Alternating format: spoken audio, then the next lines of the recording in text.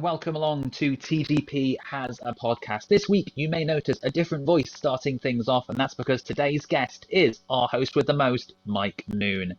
You may recognise him from the commentary box or from following our podcast series.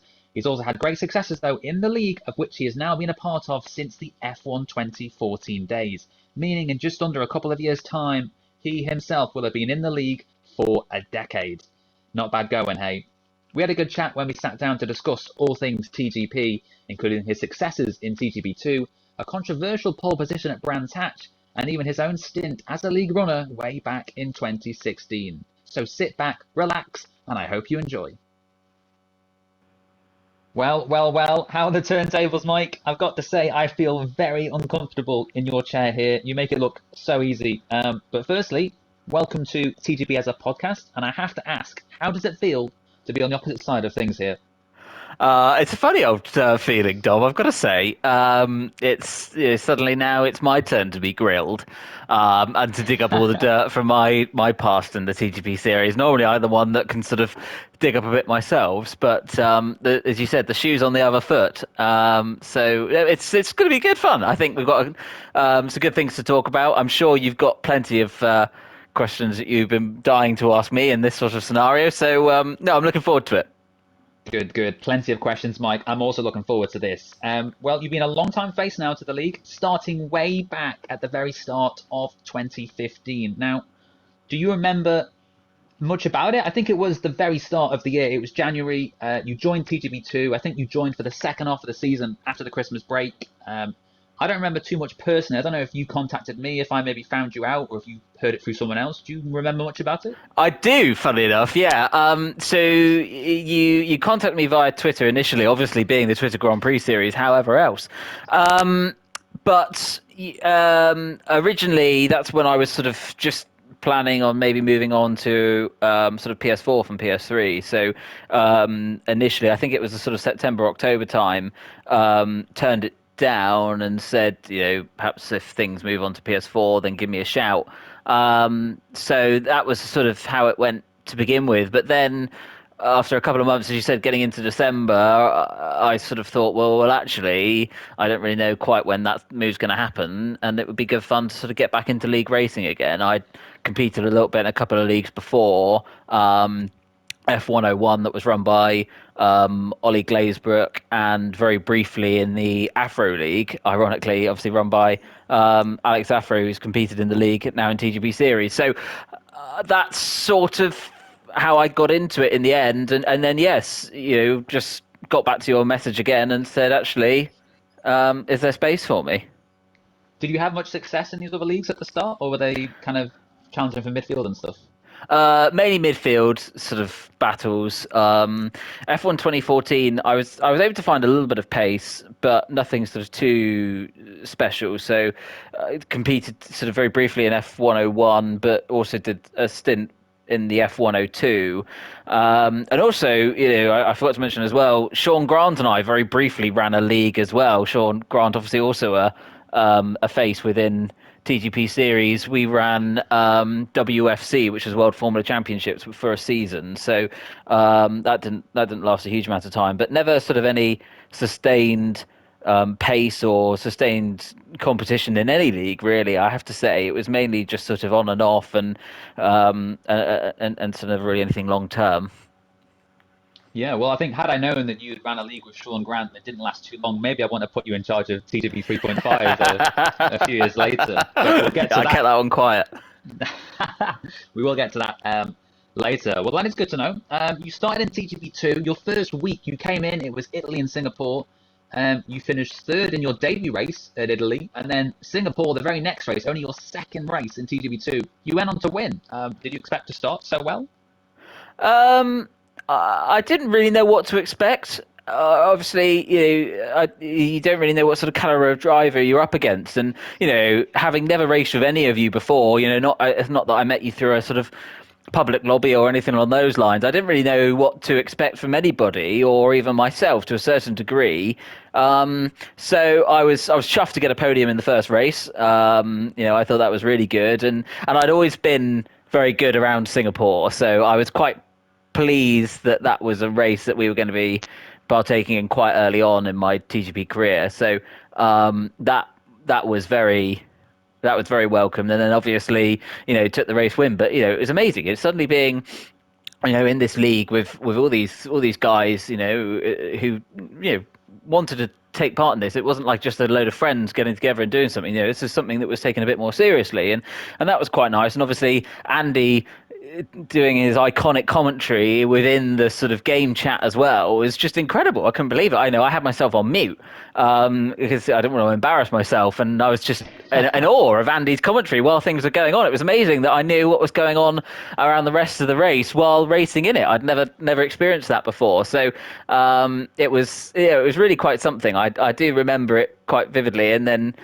right at the end of the race after winning and Andy's commentary and all the rest of VJ Malia and Curry's, Iconic. I quickly flicked the mic on and joined in, and that was how it all began.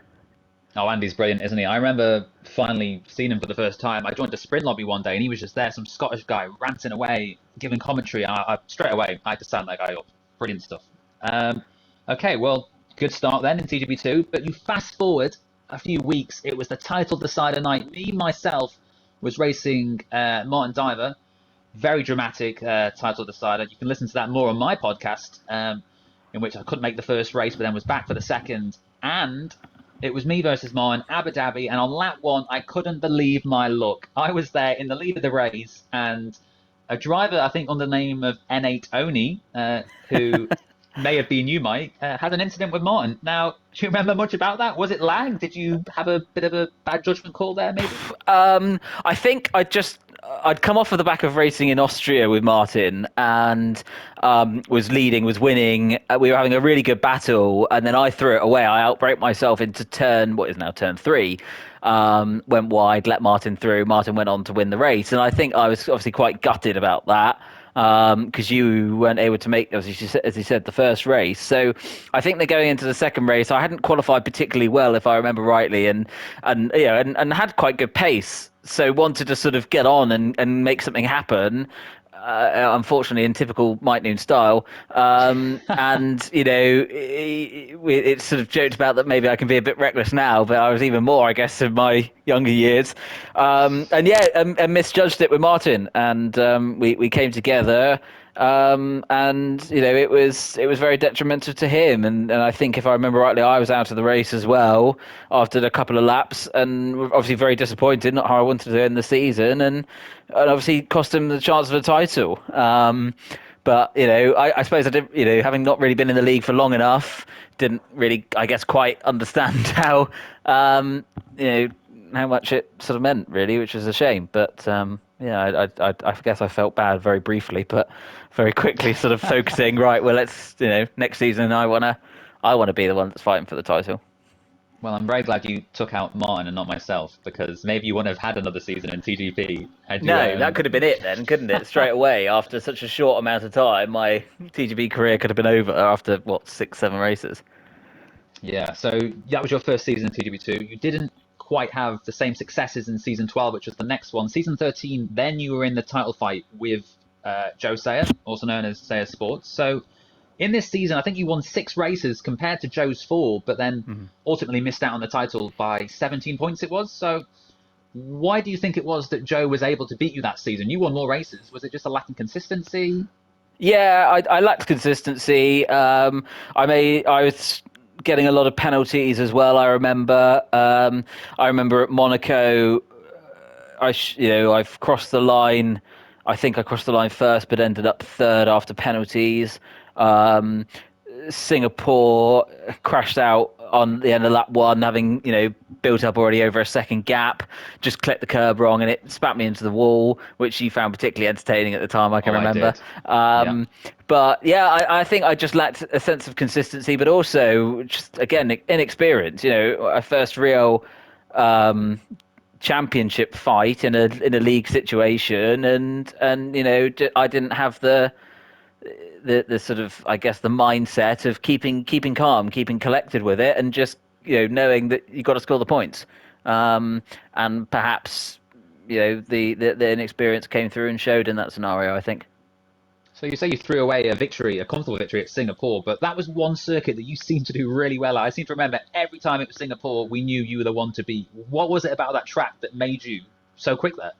I really like it. I think it's just the sort of you've got to be really on it, and you get into a rhythm around Singapore, and I think that there's so many little places that you can really make a difference just by sort of giving it a little bit more.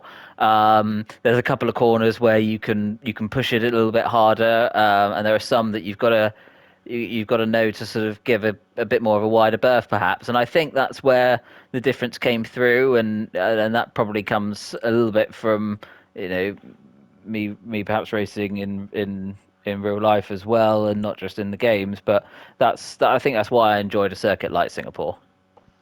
Well, that was the final bit of action in the PS3 era. TGP2 would then actually take a game off. There was no racing on F1 2015, but when it came back in 2016, there were 4 seasons across that game, which is quite scary to think now. We do 2 seasons, and I think that's enough. So I don't know how we used to do 4. But in the 4th season, it was finally Mike Noon's time to take the title. You were fighting against Jack Pearson for that title.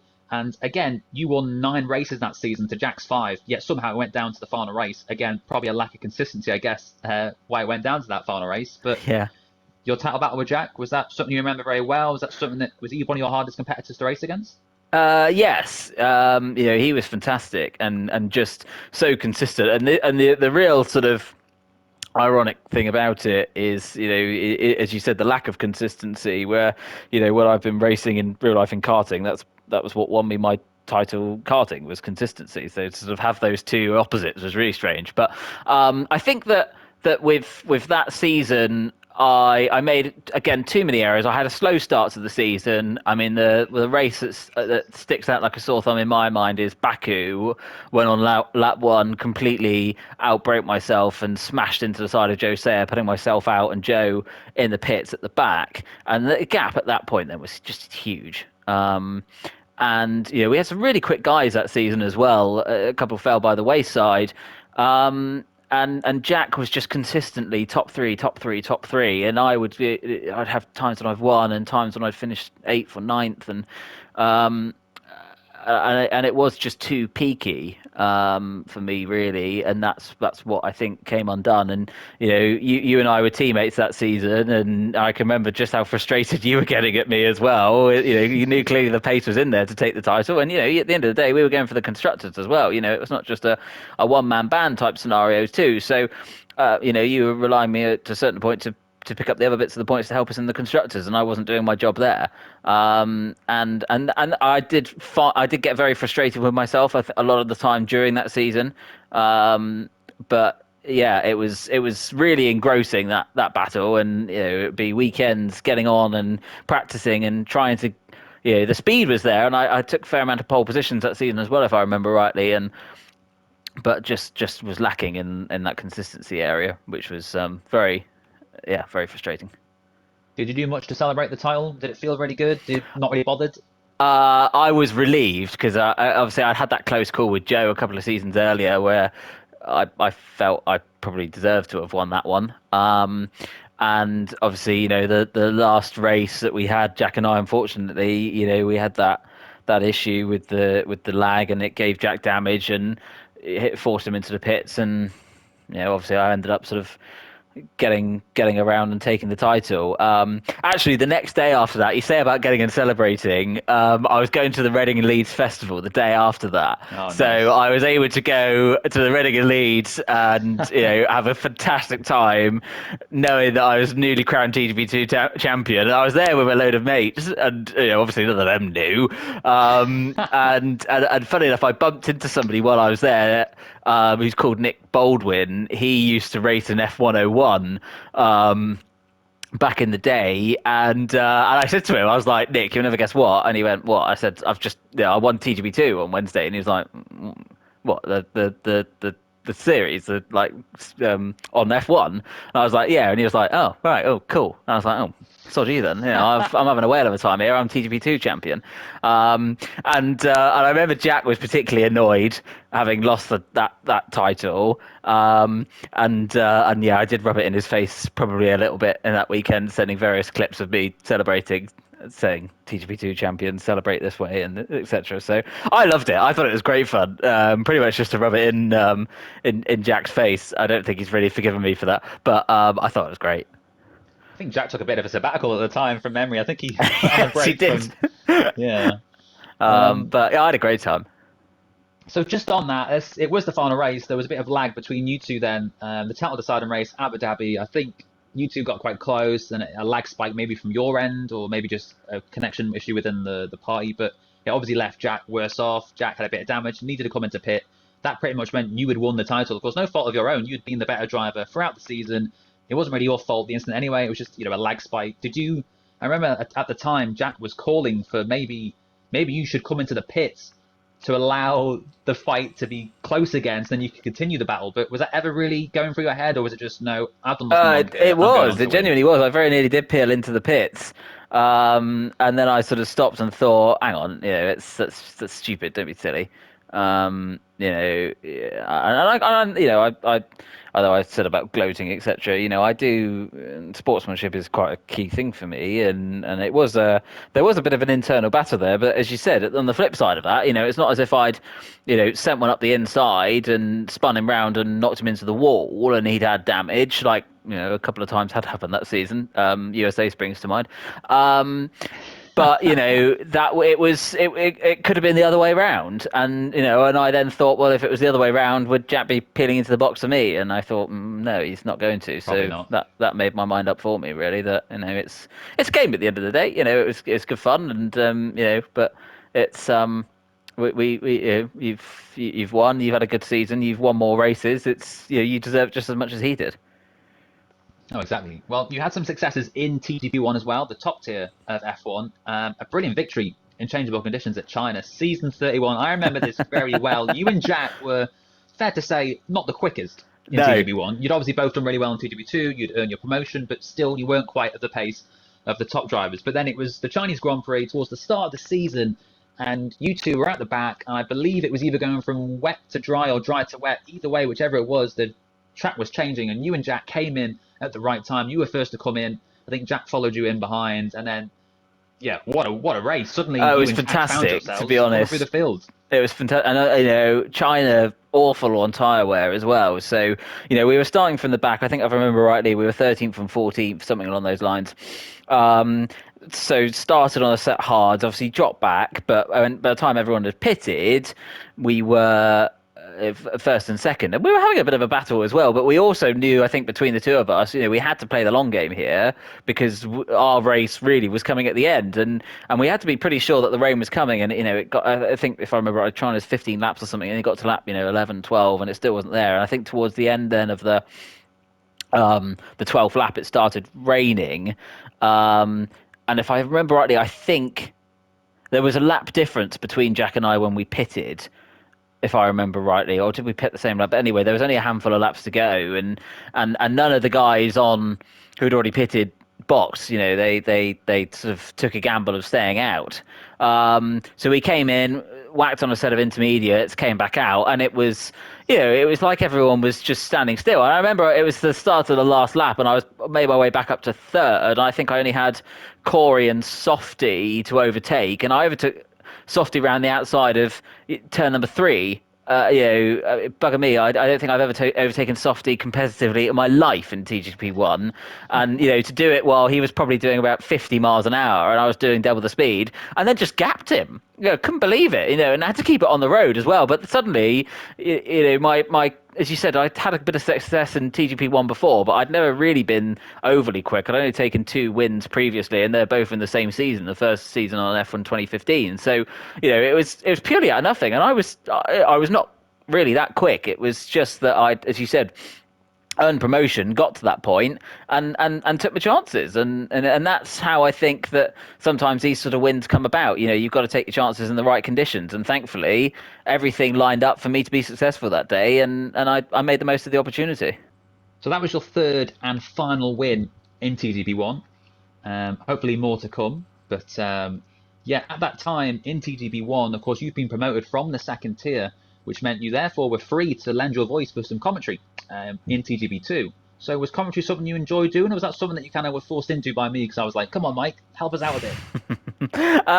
No, it wasn't actually. It's something that I really enjoy doing. I love sort of talking about what I see and description and sort of, I grew up watching Formula One, listening to James Allen. I loved his commentary. It was so exciting. He made everything watching fantastic of what we were seeing on the screen. And I kind of wanted to emulate that a bit in my commentary and always loved hearing it and listening back. And it's something, I'd love to do as a career if I ever get the opportunity, but I very much doubt that will happen. So it's lovely to sort of have the opportunity to do it within TGP and lend my voice to a certain degree for TGP2, and that was lovely really to have that opportunity. And we've had such a good caliber of racing and some fantastic races I've been able to commentate over, and some really iconic moments for the series as well. Let's not forget. So that's been really, I feel really lucky, and I'm glad that I sort of got the opportunity to start doing that from basically not being particularly quick in the end. Well, yeah, we've had so many great commentators in the league, thankfully. I remember I finally managed to get you and Andy together for a commentary. I was over the moon. I was like, right, Mike and Andy, it's finally going to happen. And I believe the first race and only race you two have ever done together was the TGP2 title decider in season 21. Now, season 21 had been amazing. It had been fantastic. We've got a podcast on this as well about how the greatest ever season until the finale. But it came to the finale, Abu Dhabi, Luca versus CJ. And I mean, yeah, basically there was a bit of a bit of controversy between the two of them. Mike, what were Yeah. your thoughts on that day? It was really difficult. Andy and I were having a great time commentating. As you said, it was kind of nice to be commentating together. We're two sort of lead commentators, so we were a bit apprehensive as to how it would work, I guess, to a certain degree. Having two sort of quite strong voices being in a commentary box together, you did sort of wonder if it would not quite go to plan, but I think we made it work, and we were able to sort of give a very good account on what we were seeing in front of us. But it was very difficult to do so with what we were witnessing, which was, when you speak to the drivers involved, obviously they'll give different accounts, but we could see from our commentary box and what was happening in front of us that there was some gamesmanship going on, and that was really frustrating because, as you said, the season had been fantastic. It had been such a close battle. It was coming down to the wire. Andy and I there to commentate over it. What was going to be, the crowning glory for either Luca Cippelli, who'd been obviously in TGP for a little while, or CJH, likewise, been in the series for a little while. Who was going to take this, immense TGP2 title? And I think we were robbed of a classic finale, and it's given us on a sort of marketing media side of it. I'm sort of sitting here thinking, well, part of it was absolutely fantastic. Everyone loves to hear about a bit of drama and a bit of controversy, and on that side of things, it was great. But on the flip side of it, from a sporting point of view, it was a shame because we could have had a really good battle, and it was looking like it was going to go that way, but the Renault team had other ideas, and you talk to certain people involved in it now, and they will still refuse any real wrongdoing, which is a shame, I think, really, because it was, I think, quite clear to see what was then formulated as a plan. So I compare it a lot to Abu Dhabi 2016, Hamilton Rosberg. Hamilton knew that the position he was in wasn't going to be enough for the title, so he kind of tried to back up Rosberg, allow those behind to get closer, maybe make a move. And with TGP2, it was kind of CJ was the Hamilton, Luca was the Rosberg, but whereas Hamilton just kind of backed up the pack to allow others to come in, CJ took it a little further than that, and he had his teammate, of course, there to help him too, which was Joe.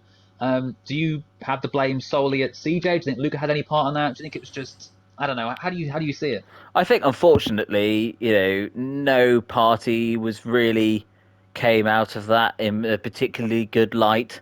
To a certain degree, Luca has to take a certain amount of responsibility on it as well. He is just as involved, even though he was the person that was being targeted to a certain degree. And I think that unfortunately, yes, you're right. That was probably crossing through CJ's mind, even that's probably that's what he had to do.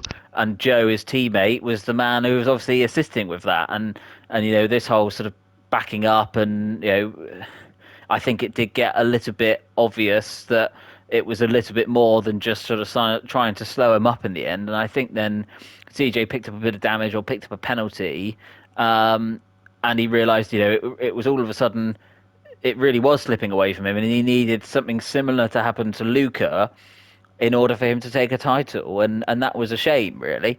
That was clearly the thought process of that's how I'm going to win this title, rather than him sort of admitting that it was his mistake and he shouldn't have got the damage or he shouldn't have got the penalty, and it now has to try and clear off up the road rather than trying to manipulate the result to his advantage. Well, Luca went on to ultimately win that title, which I think was probably the right result. I think Luca had been the better driver over the season anyway. And again, regarding what happened at the final race, I think it's only fair that Luca took that title. But moving on now to TGP Cars, which is a game that suited you more. You got 8 victories in TGP Cars, which of course is 5 more than you managed in TGB1.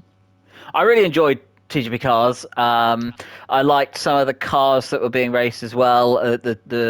The touring cars. I remember the old BMW touring car was a particular favourite. The Renault Clios I always did quite well in, and the sort of GT3 cars I thought were quite good. And I just liked the sort of the realism for it, and it did feel like driving, and that was something I've been able to do as well. So I think that there was a lot of transferable skills. So that I did enjoy that game. It was a shame that we weren't able to do more on it, I think, really. And I also feel it's a bit of a shame that I wasn't able to have more success than the wins. But I didn't really have the ability on that sort of game to take it any further, I don't think, unless I put in a lot of time to get to that point, and I wasn't really prepared to do that. So it's the seesaw effect, really. You can sit on one side and make it go down, but if you don't have the want to do so, then you end up sitting in the middle. So I think that's in the end what happened. Well, one race that springs to mind from TGV Cars, and I think you might know where this is going to go, Mike. Let me just set the scene momentarily. So it was the 4th season of TGV Cars. It was the 2nd week. It was the turn of the Renault Clio Cup. So this is when we used to have a different car for each week. So you'd be in the Formula Gulfs one week, Renault Clio the next, Aston Martin the next, etc., etc. But it was Brands Hatch, a lap that takes around 50 seconds. Not a long lap, Mike. No, it's not, is it? Now, in qualifying, you went on to take pole by 1.570 seconds. Again, let me just remind you, it was a 50-second lap, Mike. And I've actually looked this up. That lap time you set in qualifying actually is the world record for Brands Hatch on Project Cars in the Renault Clio Cups. Now, bearing in mind that in the race, you went on to be about 0.6 slower on your fastest lap than the eventual winner, Court, and you only finished 6th. Here's your time, Mike. To be honest, this is your chance. That lap time that you set that took pole by 1.5 seconds at Brands Hatch in TGV Cars, was it a legit lap time? It's something I've been asked a lot, Dom, and it's something that a lot of people have had a lot of opinions on. And it's always been a cause of controversy and a talking point within the series, I think. But it was a legitimate lap. There was no magic corner cut. There was no little sneaky little cut throughs. I remember the lap quite clearly because of obviously what happened afterwards. And I couldn't believe my delta was what it was. I just thought there's no way. I was just seeing it hovering around, 1.7, 1.8, 2 seconds quicker than my personal best. And I remember on Project Cars game, the original one, which is what this one was on, there would be times when the delta wouldn't be reliable, and then suddenly towards the end of your lap, it would suddenly shoot back down to what it actually was, where you actually were in relation to your previous best lap. So when I was driving towards the line, I just thought that was going to happen, and I was going to that was what was going to be the case. And because I remember we were in the party, and I was saying, oh, I'm on a lap that's it's massively quicker, and I said I don't think it's going to count. Because I thought that the delta was suddenly going to correct itself, and I was going to be sort of pushed back. But I crossed over the line and it didn't change, and I couldn't believe it. I'd never done a lap that quick before. I'd never done a lap that quick again, and trust me, I tried because I couldn't really believe that I didn't know how I did it. It was suddenly this sort of within me. I was like, I wanted to sort of find out how I did it to do it again, to try and make it happen more often. I thought, wow, I mean, if I can do this sort of pace, I'll be competing for the titles. But I just couldn't make it happen, couldn't do it. And I have no idea what happened. The only explanation I've got is that there was a timing glitch with my delta, because I remember it being a very good lap driving around, and I was hitting braking points perfect and getting on the power without any understeer, oversteer, etc. But I did not think it was a lap that was 1.5 seconds quicker than Court. So I have no idea. I wish I'd recorded it for my own personal sanity as well, but I didn't, stupidly. And yeah, I was gobsmacked when it came up that I was pole and got that sort of time, and I know that Court was furious, and the uproar in the party afterwards was massive. It was a massive talking point for days afterwards as well. There was wanting evidence, and and how it was happened, and where my split times were, everything. It suddenly became this huge thing. And I remember afterwards I was sat having my dinner, because Project Cars used to start at 7:30, and I get home from work sort of 7 o'clock, wouldn't have time for any dinner, so would race and then have my dinner afterwards. And I was sat, I remember I was eating a bowl of porridge for dinner, and I was just sat there looking at my phone, and I took a Snapchat. I tell you what, I'll tweet the photograph when this podcast comes out, so you can show. And I'm just sort of there eating my porridge while everything was kicking off around me, and yeah, I really, really didn't understand why there was such furore about it as well, because I thought, well, I've done nothing wrong. Because I also think that if I really had found a magic shortcut or anything on those lines, then to suddenly go out and be 1.5 seconds quicker is proper dodge. That sets alarm bells ringing, which it did, and yeah, it was a cause of controversy for a long time, and yeah, I was frustrated to a certain degree that it did become so much of a thing, because I know I didn't do anything wrong. Well, I have to say, I was convinced that you were going to reveal that there was an invalidated lap or something. So I'm quite disappointed now to find out that it was actually a fair lap. But yeah, Court Gillison, you mentioned, he was one that lost out on pole because of it, and I think you are speaking to him next week in the podcast. So I look forward to hearing his take on all that. Yeah, you must be looking forward to that interview, Mike.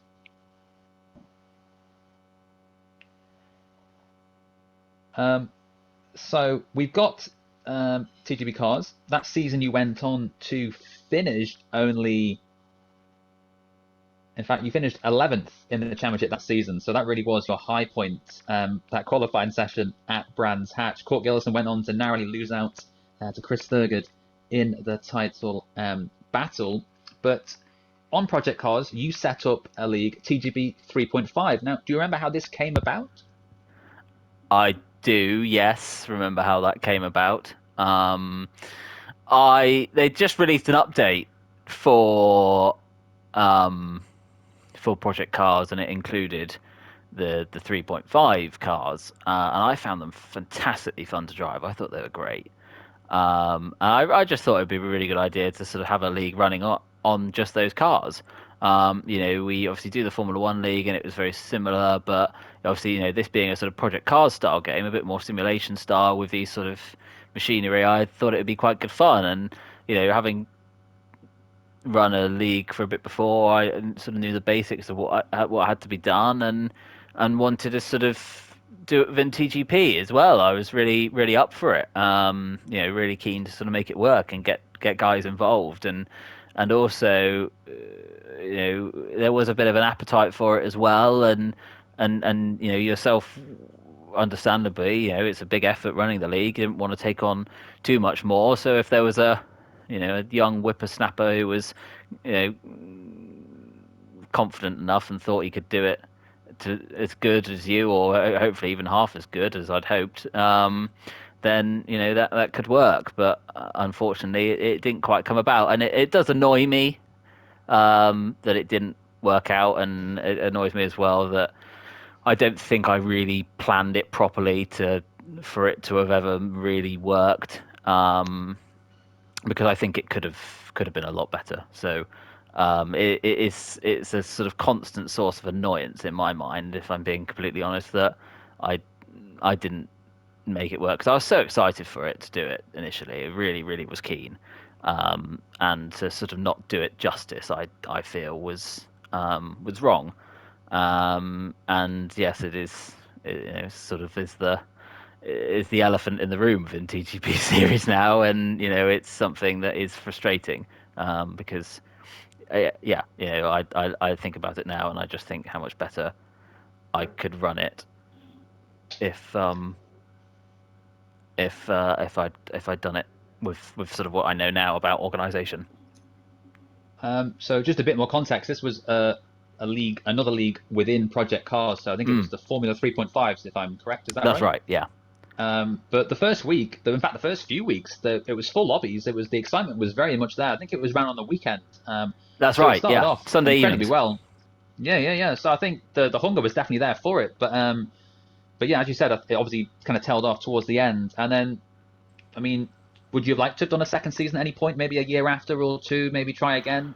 I think I would have done. I think that the to begin with, the positive side of it was that it was on a weekend, but I think inevitably that also made it difficult for some to take part, including myself, ironically. I come from quite a traditional family. Sunday evening meals are quite a key thing, and I should have seen that was going to be a problem. So I wasn't able to give it the attention that it needed, and I wasn't able to expand it, push it, make sure drivers were doing what they needed to do, and the quality of racing was good as well, and the racing was close. We had some great battles, some great competition, but as I said, I let it down because I didn't do it enough, and I didn't give it enough time. So it was one of those really good ideas that had it actually have been done properly, and I'd been able to really get behind it, I could have made it work. And I think that had it been done now, say, I think it would work better, and I think I would be able to make it survive and last, and as said, nowhere near as good as what you can do in terms of running a league, but certainly make it trundle along to make it enjoyable for people. And yes, that sort of is frustrating as well, that that probably won't happen. So what was it with the Formula 3.5s that you thought, you know what, these cars are actually really enjoyable to race? Was that it? Was it enjoyability with those particular It cars? was, yeah, because they were so unpredictable. There was no trickery with them. They were just basic single-seater racing cars that you could race closely to each other. And then obviously in Project Cars as well, the way that the game is designed for racing to take place could enable quite close racing. And you had the in effect, which was the KERS system, which was made out to be a bit of a push to pass system within the game. And you also had we could race on the big tracks. There were some fantastic tracks within Project Cars, really really good quality circuits, and we could race at the best of them. And we could really, it was like having a sort of, it was like having another series as well as the Formula One, and that's why I got really quite excited by it, because I thought it's something similar but different. It's not like we're trying to run a different league on the Formula One game with classic cars, etc. This was in its own right, its own division, similar challenges but in a different way, with a different car on different tracks. And and I think it could have really run so well side by side because of the quality of the cars and the way you were able to push them and race against each other, and the fact that it was on a sim racing game, which did reward players that were are able to drive cars in a slightly different way. So we'd end up with different results, different winners. And I was really excited by it. But as I said, it just didn't quite come out. And that's why I was so keen to make it happen, really. And then obviously the IndyCar was released on Project Cars sort of halfway through that season. And, there was obviously thought of maybe we change it to IndyCar for the following season, but I think that the hesitation towards that would have been the fact that it wasn't a proper IndyCar game and they wouldn't been able to do it on American circuits, so it wouldn't have quite felt the same, or wouldn't have felt, what's the word, it wouldn't it wouldn't be in keeping, it wouldn't do IndyCar justice for a TGP league. So I think that was the right decision to call it an end when we did. But as I said, it was with a sort of heavy heart, but I knew it can go on because I wasn't able to give it the time it needed. Well, speaking of, on the topic of tracks and different variation of cars, we obviously had a TGP GT league as well. This was one league that you never quite won at, or of course have won at yet, but you did come very close. I remember Sardinia season 1. I remember thinking this was your track. You seemed to be in practice right up there with the times of Roy and Court, but then come race day, you didn't quite get that win. Was that a bad strategy call, do you think? Do you think maybe Roy and Court were just too quick that day? No, I think that given the circumstances and the lead I've been able to pull out in the first stint, then yes, probably I should have seen that the switch back to a one stop, because I was always planned to do a two stop that race. The tyre wear was massive because it is a track that is quite heavy on tyres, and I was on the pad in the Honda, which was quite heavy on its tyres, but really good. It was quite a nimble little car. I used the Honda obviously throughout the three seasons on TGP GT, and I committed to the three stop early, and it meant that it sort of complemented my driving style as well. I was able to push, I was able to really attack and make it happen. But I had battles after I'd made my first and second pit stop with drivers, and obviously they're not just going to wave me through. Although everyone was quite keen to beat Roy that season because he was quite dominant, they're not just going to wave me past. They're in for a good season, and I think that perhaps I expected, particularly in that second stint, that I would have been able to get past them a little bit easier.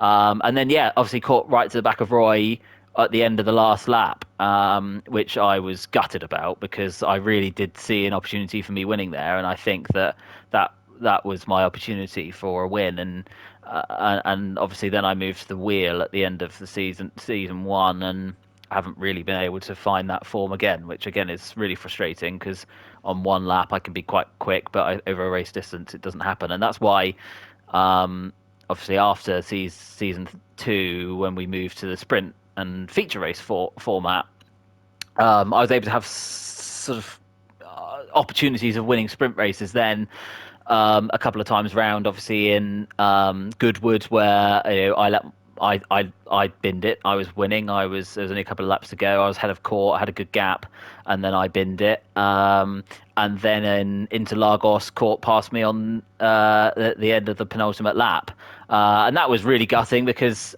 TGP GT was just a league I absolutely loved, and it was really good fun, and the cars were great because they're GT3 cars, and the tracks were good, and the racing is good, and you can really push those cars, and I just think the quality of the racing there is fantastic. So I really did enjoy that. So I'm still very annoyed that I haven't been able to get a win in TGP GT, but I'm sure it'll come. Do you prefer TGP GT over like the F1 leagues? I do, yes.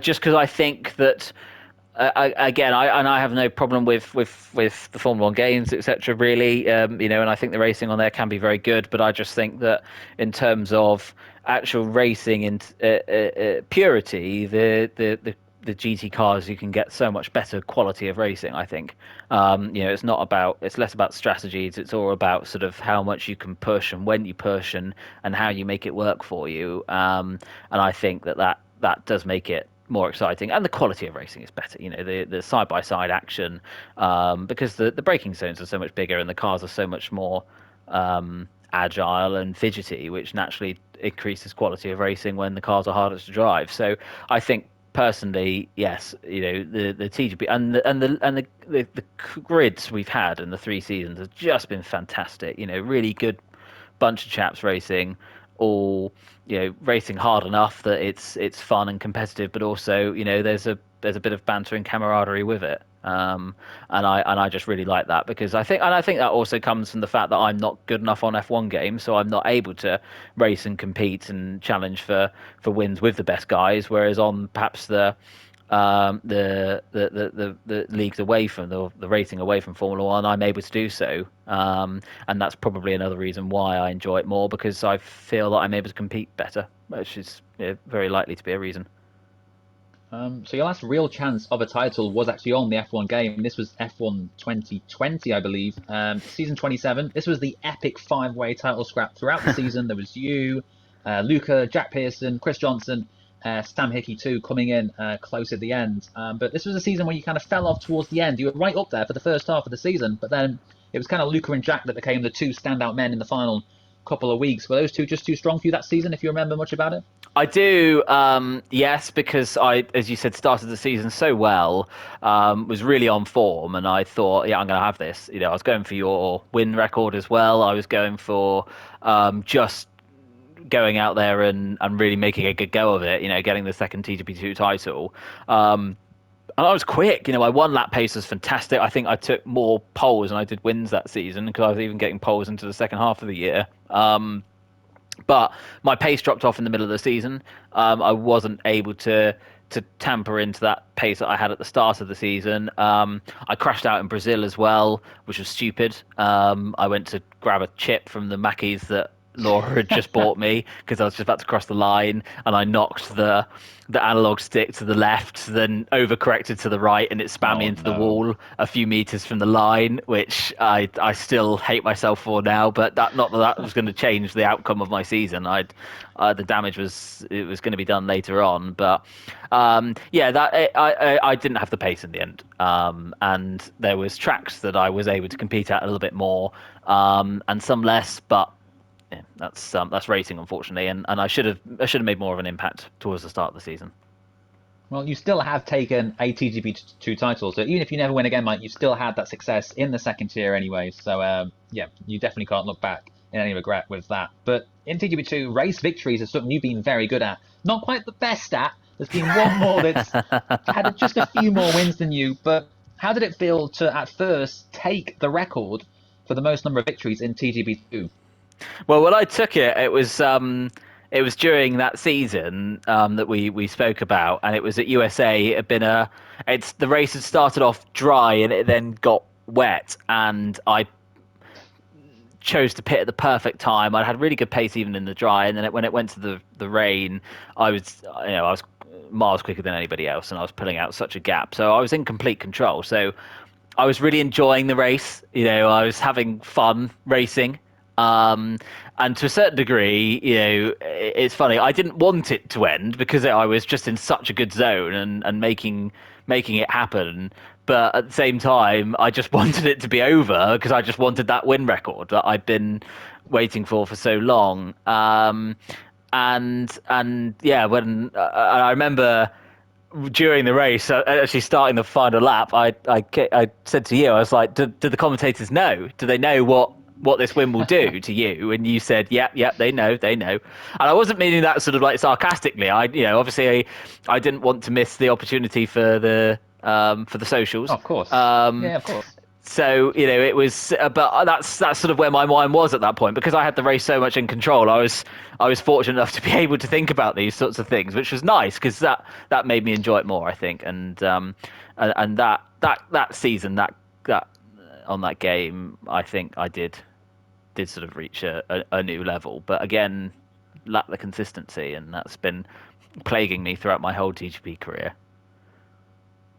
Well, you obviously took the limelight there that day, but fast forward a few years, Dom Smith comes along and takes that record back off you. Can you ever reclaim that now? Because you are 3 victories back. However, of course, I myself, Dom Smith, will not be in TGP2, maybe for the foreseeable future. So is that a win you can take maybe back the coming season? Maybe. I haven't been practicing. And by the time this episode is out, we would have had the first race of the season. and I would be very surprised if I've got a good result in either of the first two races. I do want to give it a go, and I've certainly got the opportunity to, but I just don't think the desire's there as much to make it happen. I want it to, but I'm not. I don't think I'm really willing to put in that extra time to make it happen, and it's frustrating because I want to be able to, and I want to have success, and I really hate losing. I'm incredibly competitive, so I hate losing, and that's probably counts towards why I race as aggressively as I do as well. But it would be nice to take the win record back. Whether I think it will be this season, I'd be very surprised. But you never know, Dom. I'm sure it will happen at some point. You better keep an I eye hope on your not. back.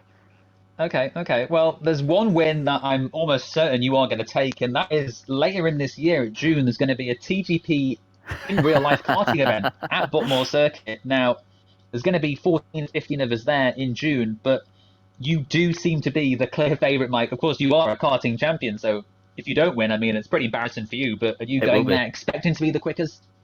Yeah, I need to lose a bit of weight first, Dom. I've been out of That karting won't make a for. difference. Well, it does. It massively does. When I was racing back before, it was something I was always keeping an eye on because you had to be as light as possible to do well. But I haven't been racing properly now for since 2019 was the last time I raced. But it doesn't go away. I think it's just one of those things. So yes, I mean, I'm going there expecting to be top two. And I want to win. I would be disappointed if I didn't win. But I mean, yeah, bugger me, I've got a bit of training to do before then. I've got about 5 kilos to lose, I think, just to make sure of it. Because I see it still as any race I do, I see it as just as important as it was when I was racing for myself and competing. I have a standard in my own mind that I want to keep up, and I don't want to let that slip. So, yeah, any race that I do, and I had a works do last year, and we went karting, and I was spent 2 weeks before that training because again, it's I want to be at the best, I want to win. I'm incredibly competitive, and I'd be gutted if I didn't give it the time it needed and I didn't win. And yeah, so that's my mindset is I'm going there in the hope of winning. It's on record now, so that's laying down quite a gauntlet. Um, so that's where my mind is. Well, time will tell, but I'm almost certain you are going to win. Anyway, so we'll end the podcast now with a few quick fire questions. I know you like to do this, Mike, when I you have do guests love on a the quick show. fire question, You Dom. I do, love a and quick fire question. I love to listen to them too. So I've got some quick fire questions for you. Who is your favourite driver to race against in TGP ever? I really like racing against Phil Bargewell because I think, is Really? a bit. Yeah, I do. He's exactly like me. I think in the way he races, it's a seat of the pants. It's going for it if there's half an opportunity. We had a fantastic battle in Mexico in TGP1 a good few years ago. I think it was on F1 2017, something along those lines. I think it's on YouTube. And we were both just going for it, and it was just excellent. And I really love that about Phil. Is that no stones left unturned, exactly the way I race. So I do enjoy racing against him because no inch is given for the pair of us, and I always, every time I'm closing in on him or I see him closing in on me when we're racing together, a smile just come onto my face. I have to say I do really enjoy racing Phil. Least favourite driver to race against? Mr. John, without a doubt. It's I don't on the sort of opposite end of the spectrum. I think that for someone who claims to do it for a laugh a lot of the time, it doesn't seem like it when racing against him, personally. Favourite circuit to race on? Um, you know what? Singapore would be the obvious one to say, but I'm not going to say it. I really, really enjoy racing. I really enjoyed racing on Sonoma on Project Cars. Yeah. The undulations, the way you could attack the corners, yeah, I thought it was excellent. So yeah, but Sonoma favorite track to race on. What has been your best achievement in TGP so far? Um, it's the best achievement I think. Actually, strangely Only enough, is achievement. well, no, I'd say my best achievement I think is the podcast series. Yeah. Um, Oh, I've definitely. really enjoyed doing that, and and it's nice to, after the failure of TGP 3.5, for you to have that trust in me to do it as well, I guess, to a certain degree. And I just really enjoy, from my day-to-day job, I'm a estate agent, if people don't know, but we spend a lot of time trying to find out a lot of things about people to help ourselves, and I enjoy doing that when I'm meeting anybody, and even outside of work, and to be able to do that and sit down and have a chat with someone for as long as I can, to really get to the bottom of what makes them tick for a racing series, which is again something I love. I think is excellent. So that I'd say is my greatest achievement. Yeah, well, definitely agree. The podcast has been a great success, thanks to you, Mike. So long may it continue. Is there anything you would change about TGP if you could? Get rid of Dom. No. Oh, I would say that concludes the podcast here today.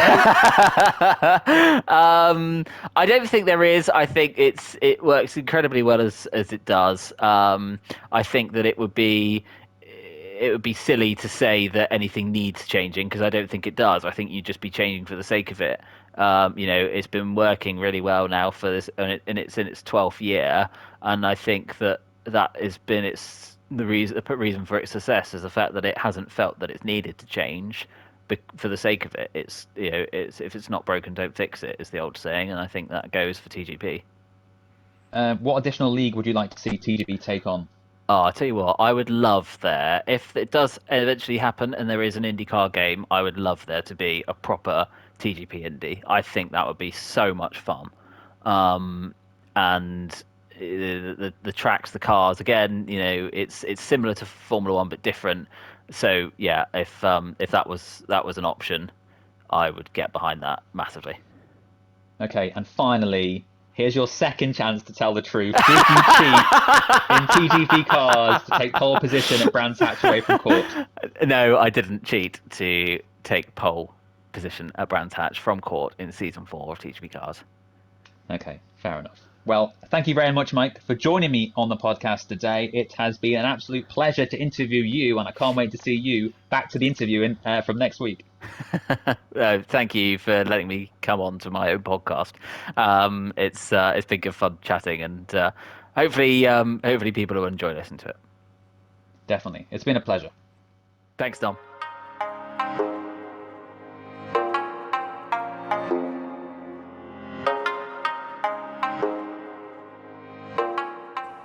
So there we have it then. A little insight into the man behind the mic of Mike Noon. Next week, we're chatting to Court Gilson. Now, we had Isaac, his brother, on the series a couple of seasons ago, and it'll be interesting to see just who Court thinks is the better Gilson. You can join us next week to find out, but for now, thank you very much, and goodbye.